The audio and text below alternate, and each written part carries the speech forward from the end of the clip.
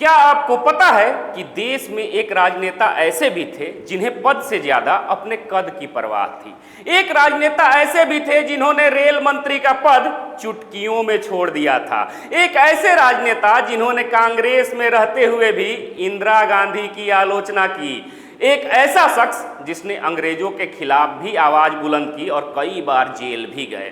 ऐसे में आज यानी मंगलवार 3 सितंबर 2024 को हम उनकी जयंती मना रहे हैं। तो चलिए आपको रूबरू कराते हैं दिग्गज राजनेता पंडित कमलापति त्रिपाठी के दिलचस्प किस्सों से।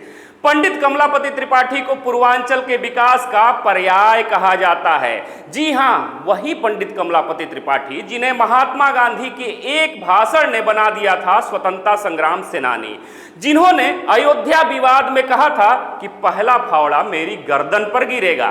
त्रिपाठी जी ने यूपी के मुख्यमंत्री से लेकर रेल मंत्री तक का दायित्व बखूबी निभाया।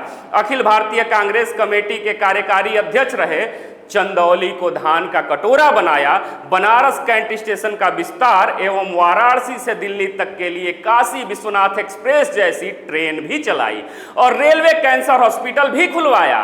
राजनेता ही नहीं बल्कि एक पत्रकार और साहित्यकार के रूप में पंडित जी की पहचान भारतीय इतिहास के पन्नों में दर्ज हो चुकी है। बता दें कि स्वतंत्रता सेनानी से यूपी के मुख्यमंत्री और रेल मंत्री तक का दायित्व बखूबी निभाने वाले पंडित कमलापति त्रिपाठी का जन्म 3 सितंबर 1905 में हुआ था। पंडित जी पूर्वांचल ही नहीं बल्कि यूपी की राजनीति के प्रमुख शिल्पकार कहे जाते हैं।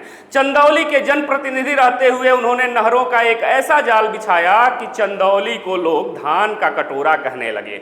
इतना ही नहीं, वाराणसी के मूल निवासी होने के नाते वह इस धार्मिक व प्राचीन नगरी के विकास के प्रति भी हमेशा संजीदा दिखे, क्योंकि वाराणसी के कैंट रेलवे स्टेशन का विस्तार, रेलवे कैंसर हॉस्पिटल की स्थापना और कैंट स्टेशन से सटे बालक बालिका इंटर कॉलेज जैसे प्रमुख कार्य उन्हीं की देन है।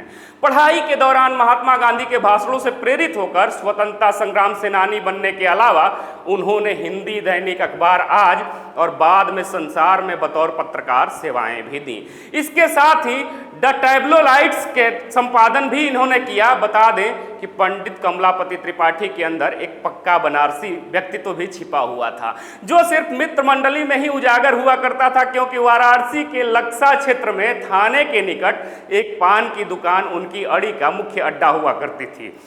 हालांकि पान की दुकान के चबूतरे पर मित्र मंडली के साथ बैठने वाले पंडित कमलापति त्रिपाठी जी और अन्य सार्वजनिक अवसरों पर दिखाई देने वाले पंडित जी बिल्कुल अलग अलग हुआ करते थे।